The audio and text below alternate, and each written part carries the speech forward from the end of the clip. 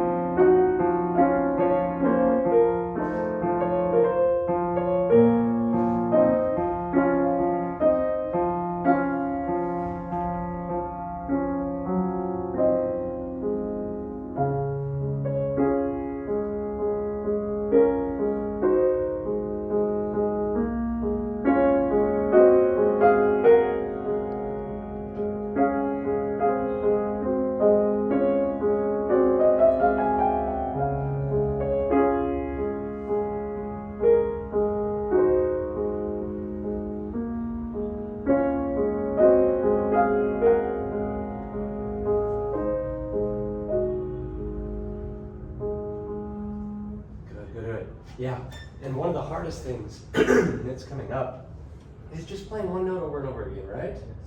Now, if you control it with your finger like this, I find that it's very difficult. You almost have to not let it come up. Let's just try this thing first. Can you just, let's just practice controlling that. And it's gonna, yeah. Now, where do you feel that you are, what muscles are you using to play that note? Just your finger.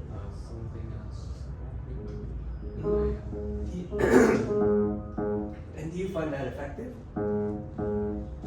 Because when I play something like this, I don't use my finger. Which is, sounds funny as a pianist not using your finger, but I just put my finger here, and I just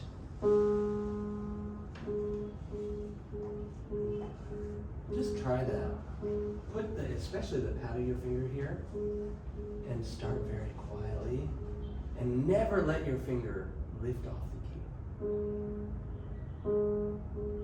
Yes. Yes. Yes. Yeah, put the pedal down. Yeah.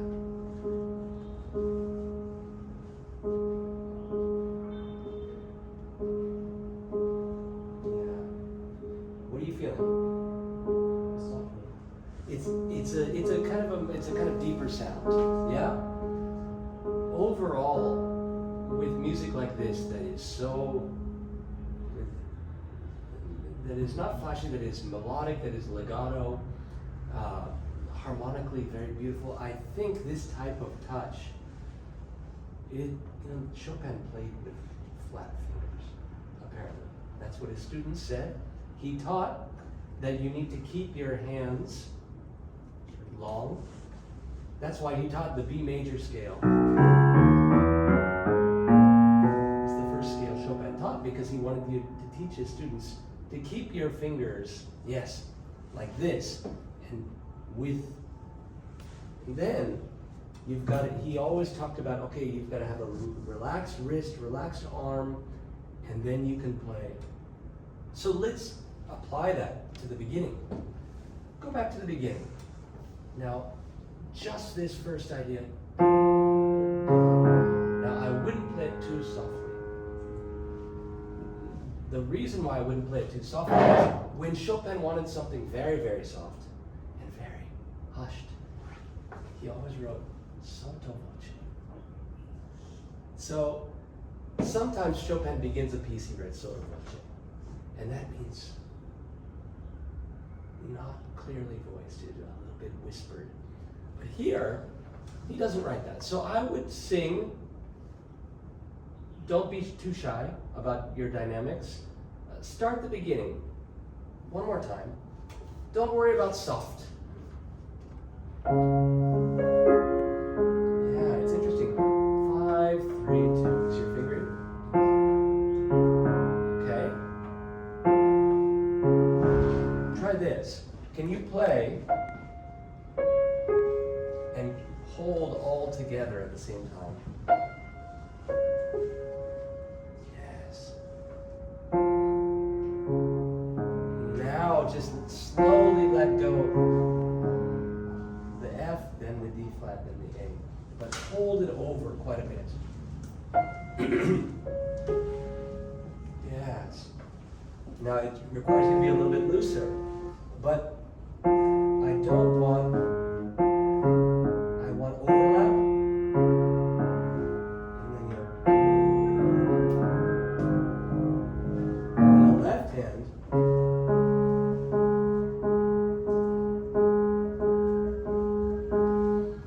it has to be like your heart is beating, but it's more effective to communicate the beating heart with something from your body rather than something with your finger.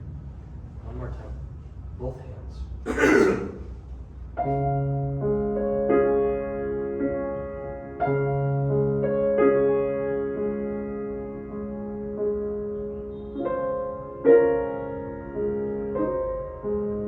Good.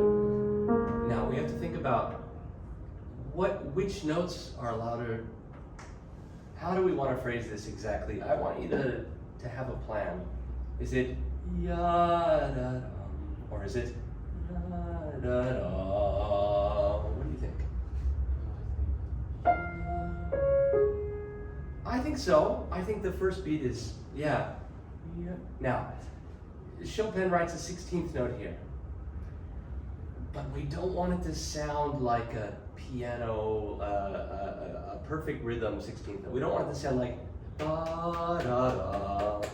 Because that's a little bit mechanical. We need to sound like a singer. Like, how would a singer do this? Something. You have to sort of sing to yourself and approximate the rhythm. Do it how you would do it without thinking about what the rhythm is. Don't worry about. Yeah. Try that. So, the first one a little bit stronger than the others.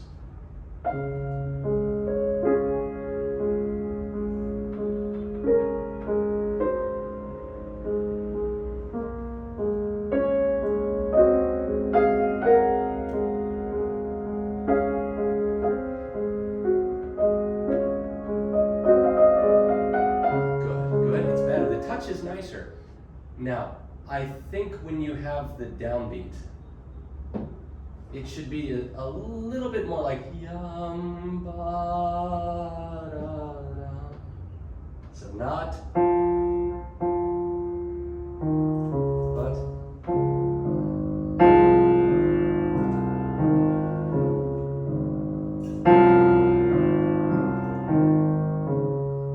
right, not everything the same. I think overall, in your melody, every note is a little bit too much the same. You can more variety.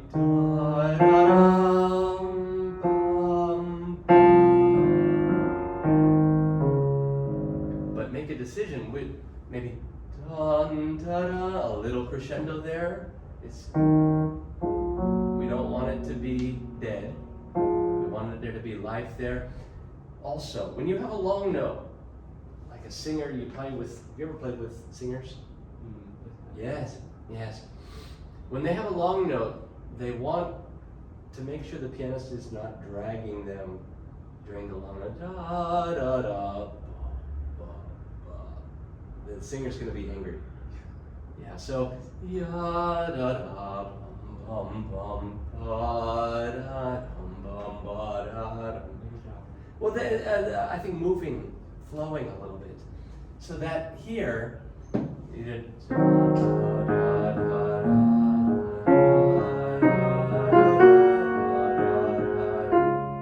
I know it's sostenuto, but we don't want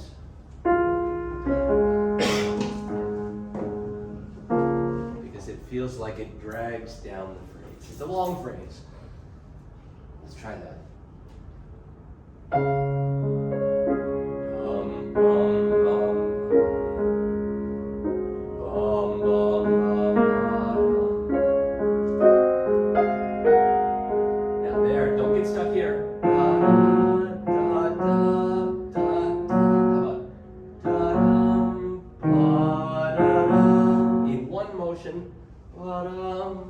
Just try that with the right hand.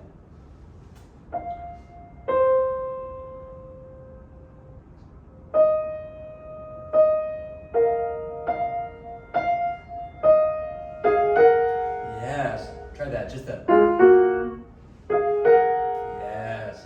Now, give the first one, this is, you need more of this in your playing, but give it da-dum, da-dum, more, breathe more. In general, and not, but see if you can do it down up, that's better, yes, yes. When you're allowed to be free with your wrist, you can group things, ba-bum. Yeah. Now, if I'm learning this piece, I'm also practicing just the sound of that going back and forth. Play 5, 4, 5, 4. Let's practice that.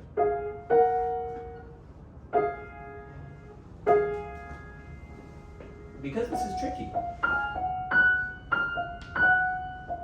Walk back and forth between those two notes. Yes, you see? And here the overlap.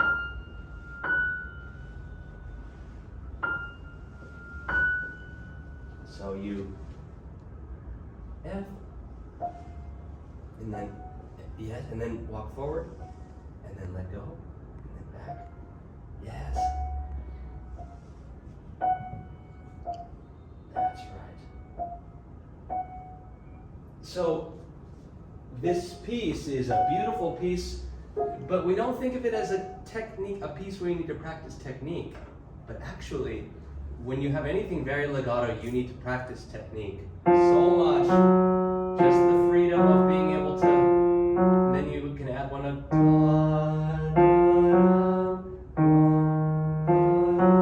and walking from note to note, getting very comfortable with it. And you notice when you did that, your wrist moves. As you're walking from note to note, your wrist moves, so it's not, and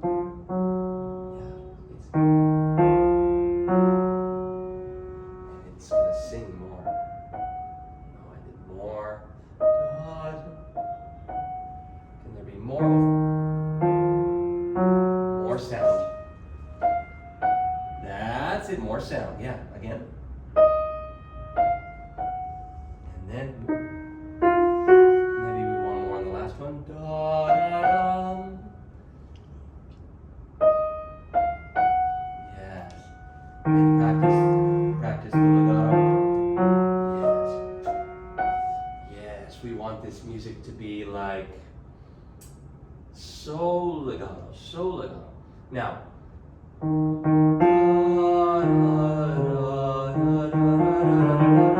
let's practice that measure here.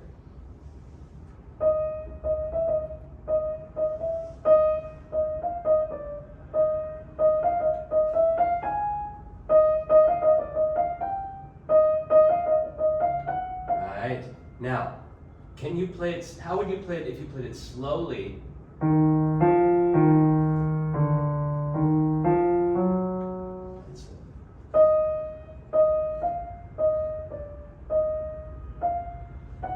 When you go to your thumb, let it be low. Yeah. Yes, because I see a little bit. It's a little bit, but we want.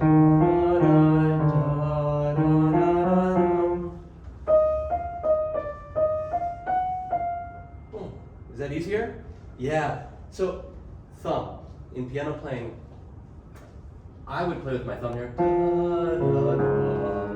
The thumb is very relaxed. The thumb goes down.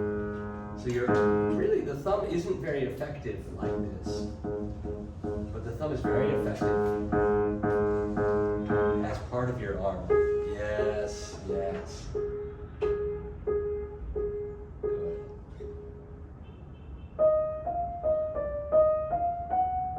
Yes. And always practice a little bit stronger than you're going to perform it.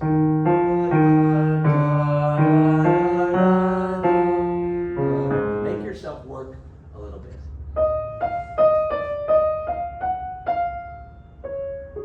Good, good, better. Yeah, I think it's starting to speak now. The notes are coming out of the piano. Before it was a little bit not, the notes are not, you're not singing. Yeah. Let's go from here.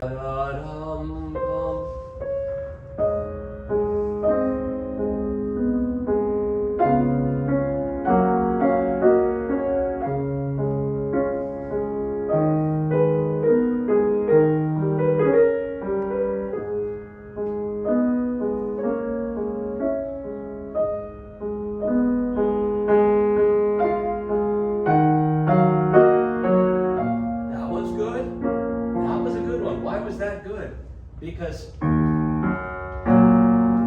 felt the effort to connect everything from here. Play the left hand for me, especially the left hand. The sound there, yeah. It's a little bit muffled. It's a little bit unclear. So, just practice.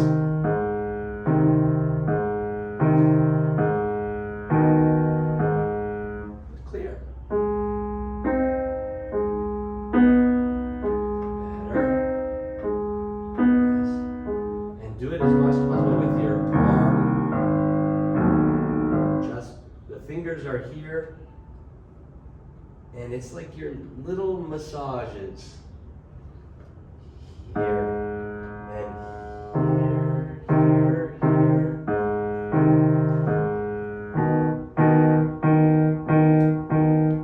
Just get the right balance and then massage the piano. Yeah.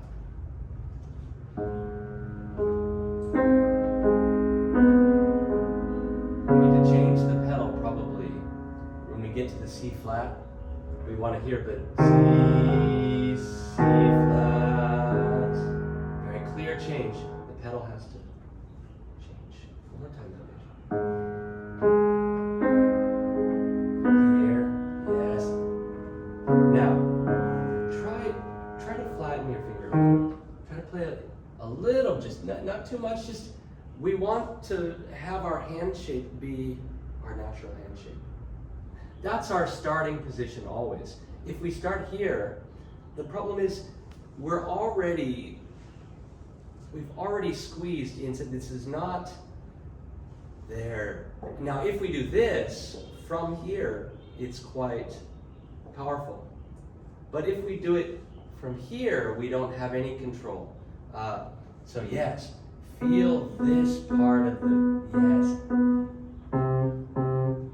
Feel a lot more control, yes. The sound is so much better. What do you think?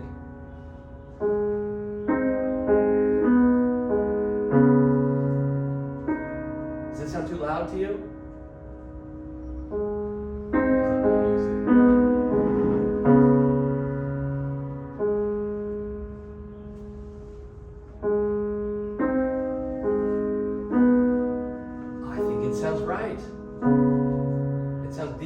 The sound is deep now.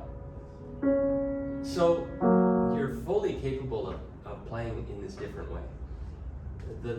It's not only a sound thing, but it's also like, what does it do to your body language when you're playing with it, to your confidence as a player? When you play like this, it makes you feel less nervous. It makes you feel less tense overall. And I noticed your wrist didn't move a lot when you're controlling with your fingers. So playing more, getting into the keys, and using your arm more, it's going to make you feel better as a pianist, I think. Now, going on.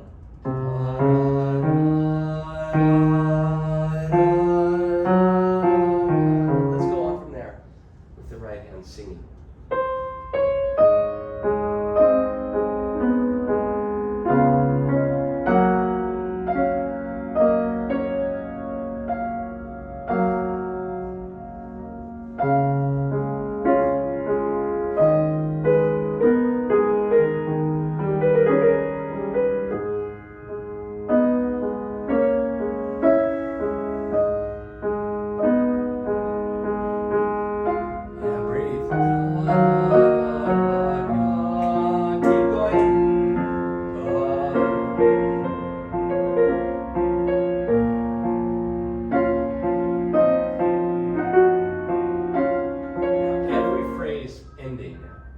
In Chopin, these long, especially when you have long phrases, every phrase ending has to take time.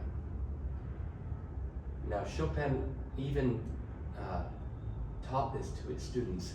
He said, when you have the ending of the phrase marking, you need to take a breath before starting again. That's what he told his students. So,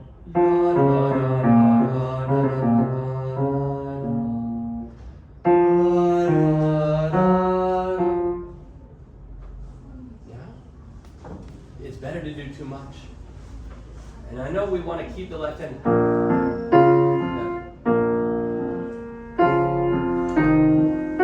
You can take a lot of time. Try it maybe from here. Yeah.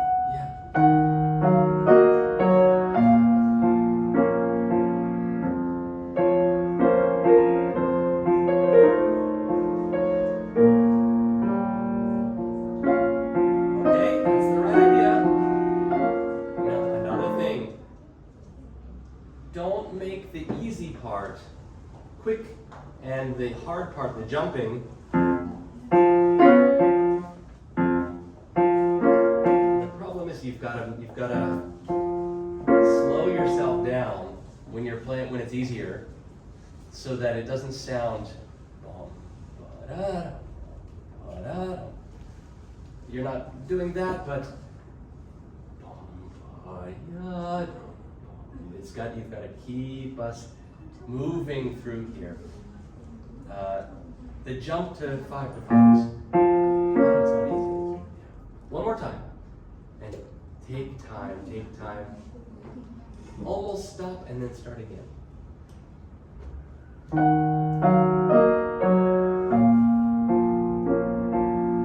So you rush there, you went, you're anxious about getting back here. Don't be.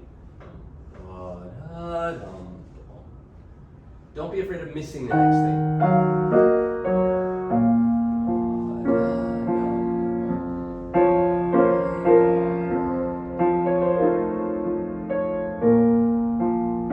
And then more on the beginning.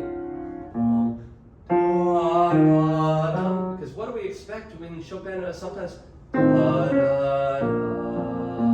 we expect to hold it for a while, but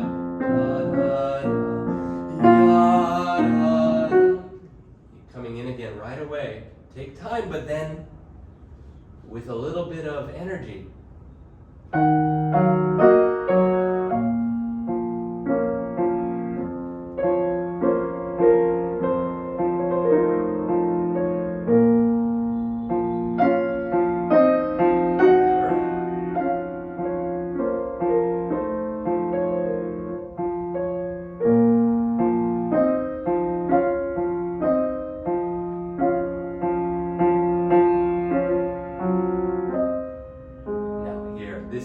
Magical measure.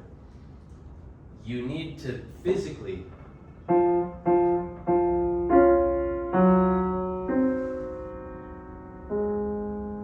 connect with our fingers. You see the G flat to the A flat. And Chopin has even written that it should be brought out because he wrote those extra quarter note markings on it. So let's try that left hand there.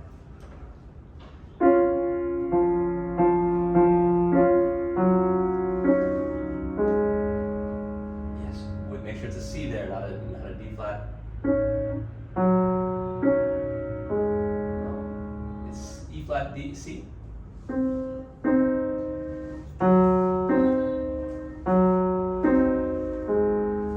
That's right. So just hear the G flat going to the E flat.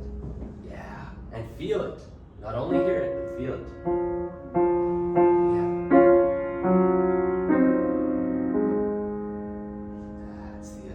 When you're playing the remember, you can use this.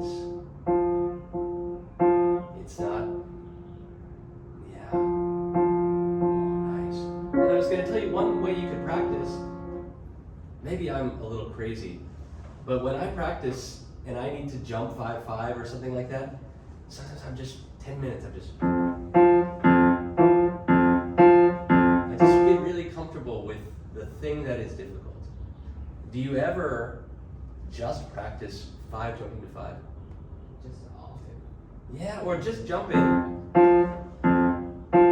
I just took 2 notes from the piece and I just practiced them because it's awkward.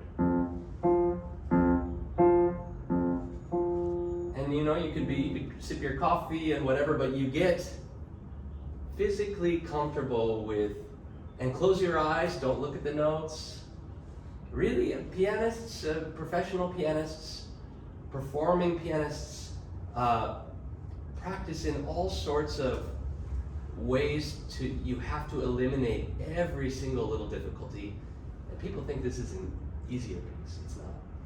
There's all sorts of little difficulties that you could practice like that. So, getting back to the main theme. That transition is so important. What I want to work on now is I want to get into this because this is very, very interesting. Can you now play the ending here, maybe from here, and go into the second page? Play up to maybe the beginning of the third page.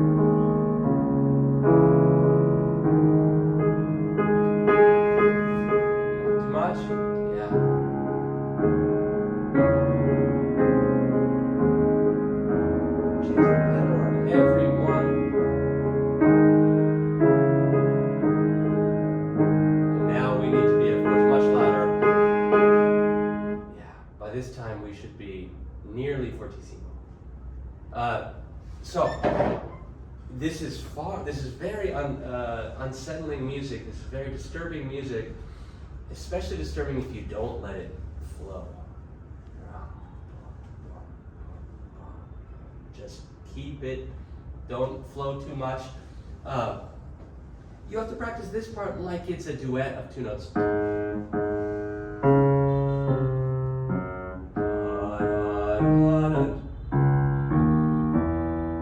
So I would practice whatever your fingering is.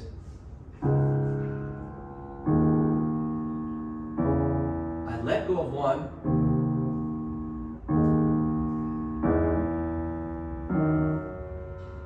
And I just hear one voice at a time. And then I do the opposite.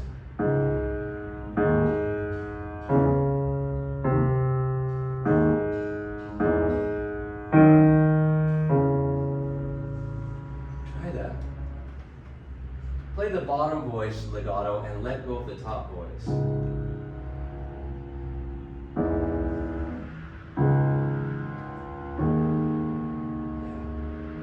Whatever your fingering is. Let go here and heavier here.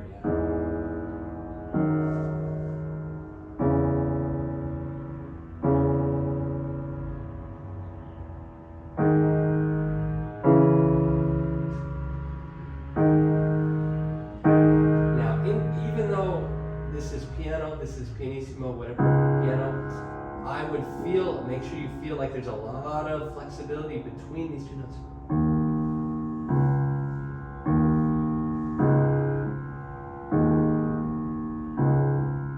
You can move your arm a lot between. Let go of this one, yes. And just feel the connection with the 5 and the 4, yeah. 5, 4, 5.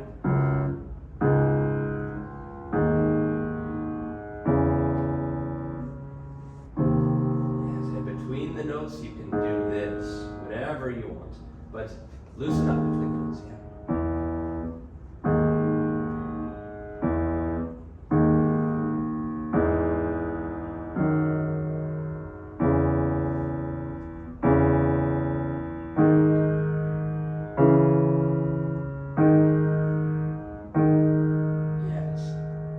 Really get into this, yes, and feeling the legato, feeling, and doing it, practicing the top voice now. G sharp, and letting go here, yeah.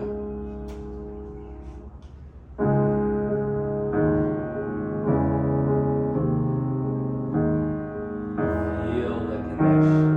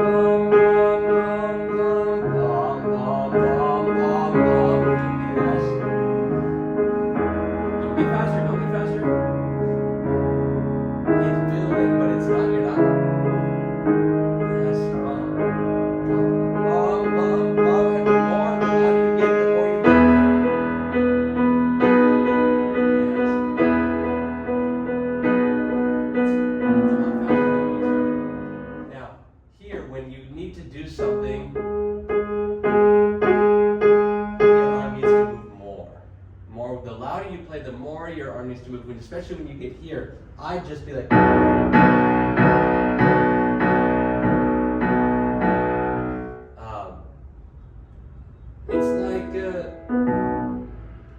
it's like I said to some students yesterday, it's like you have to slam little doors. Here's a door, here's a door. Now when you slam a door, you don't slam a door this way, you put your fingers on it and you push it down. And you don't do it from here, you do it from your shoulder. So, and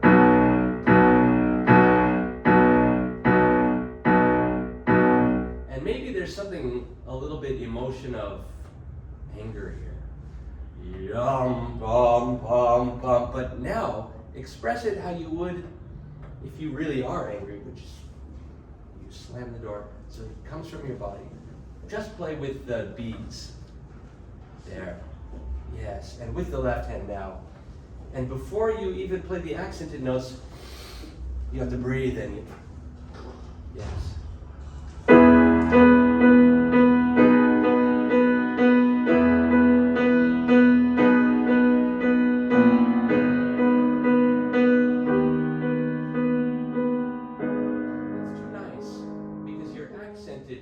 Notes are not more.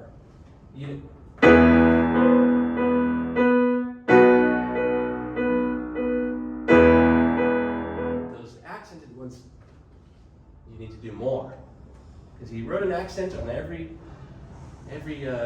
strong beat.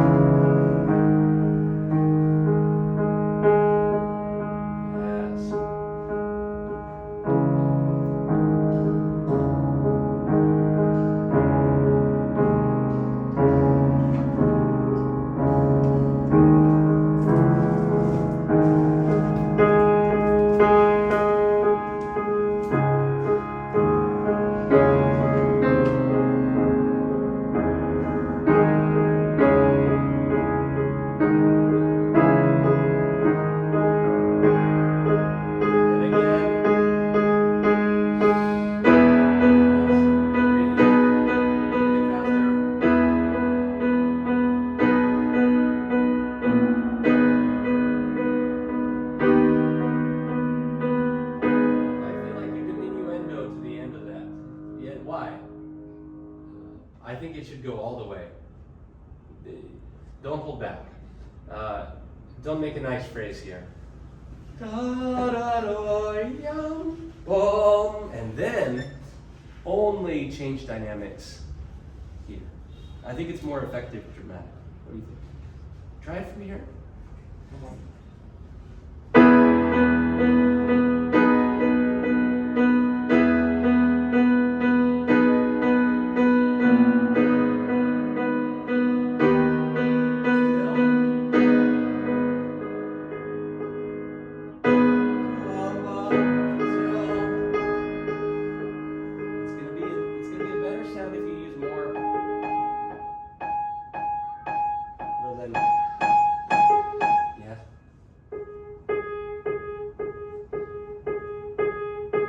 Feel like you're moving too much?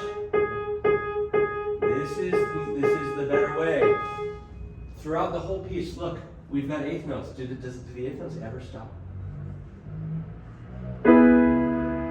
Amazing. The eighth notes never stop. So throughout this sense of is underneath everything in this piece, all the way until here. Until here. So, yes, you could almost practice just playing from beginning to end, but keeping a perfect time. It's like, what is this over and over again? And it's always G sharp. Only when it's here is it B.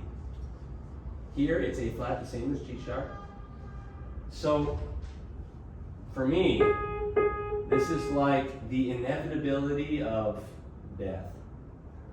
Something like that, it's underneath everything and you are marching forward to your death. Yet on top of that, there's sweetness, there's terror, there's all sorts of emotions, but this has to be always there. And it's not, it's bum, bum, bum, bum, bum, bum. In some ways, it's the most important thing. So you have to play it musically.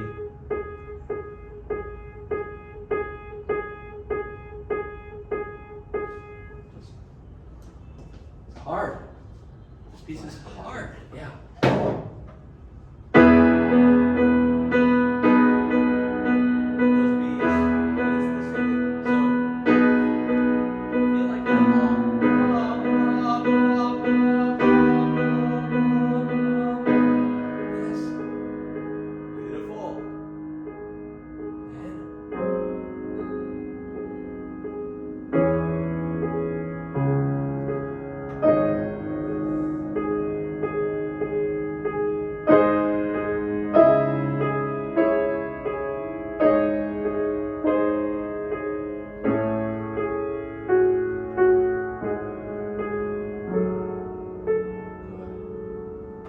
So here, it was a lot better. It's a lot better.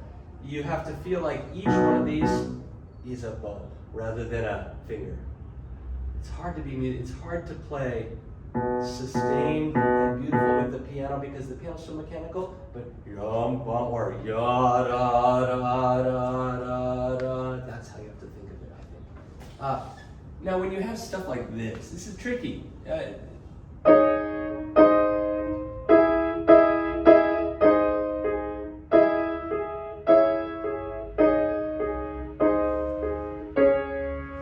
I would do, I would practice.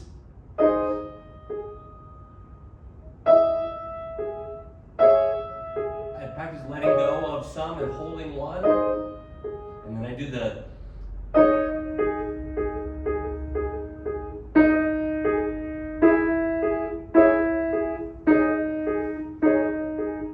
and I practice each finger, each part legato and the other staccato, so that I get the feeling of the thumb connecting da, da, da, and singing that part. This is like a 4-part harmony. And then the 5th finger and the 4th finger, and that being very connected. But to do that, you might have to let go of the other fingers. But yes, to practice each one, I mean, it's not just chord, chord, chord, chord. You've got to think of it as 4 voices at the same time. Yeah, and you have to practice it like Bach. Yeah, with Bach you can practice every voice one at a time. Same with Chopin. Yeah, you could do your thumb.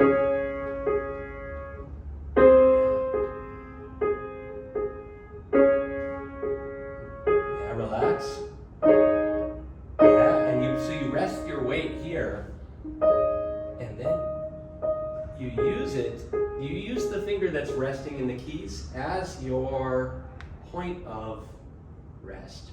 And then you can move off of that. Yes.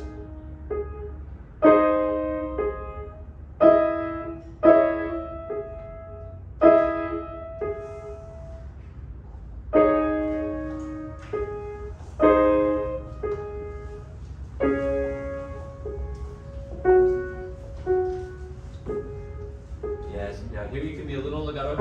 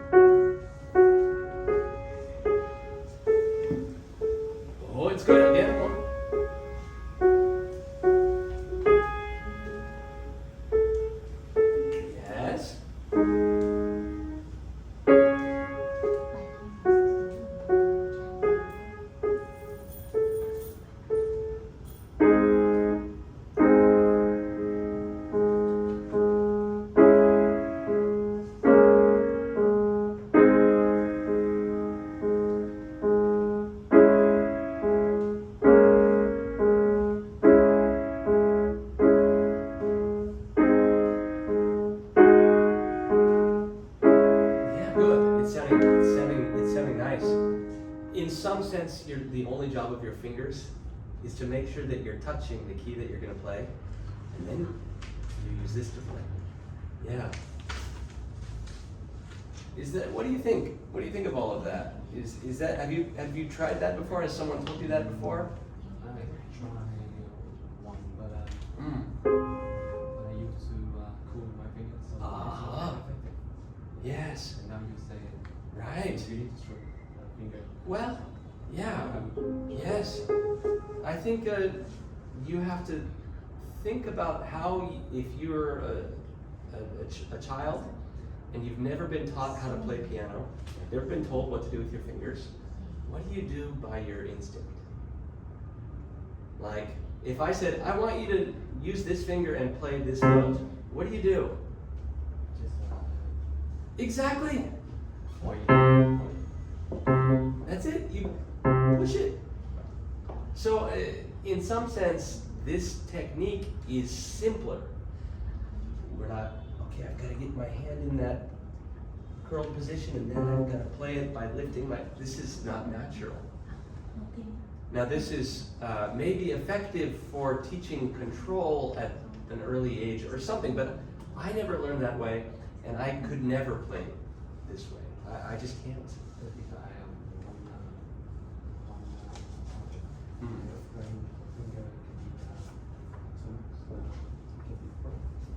Ah. Well, yeah, we don't. Yeah, we don't want.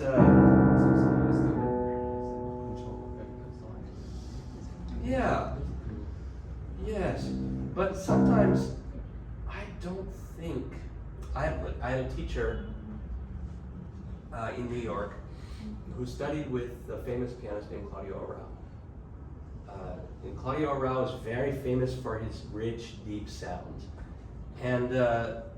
And so he taught this technique of you use your arms, don't think of the fingers too much. Now, I had a friend who went to study with him, and she said to him, teacher, I have a problem and this breaks. And he said, this is not a big problem. This is not the thing you should be worried about. If this breaks, you're not going to hurt yourself. You're not going to feel tense. Okay, it breaks, but it's going to develop. What you have to do is you have to start engaging your arm. And just like I said, like when you push a button on an elevator, okay, mate, do you do that? No, you just. So just learning to use your arm, like just 3 notes there. Do that. Like take these 3 fingers and just play. Now, most of your students will not break their fingers doing that. They're just going to go, if they're not thinking too much about it, it's not a big problem, but they have to get using their arm a little bit more, and I wouldn't worry too much about what exactly is your finger doing, but just start using the arm in contact with the keyboard, and it's going to develop over time. Okay, time's up. If you have any more questions, you can ask me later, okay? Okay, bravo.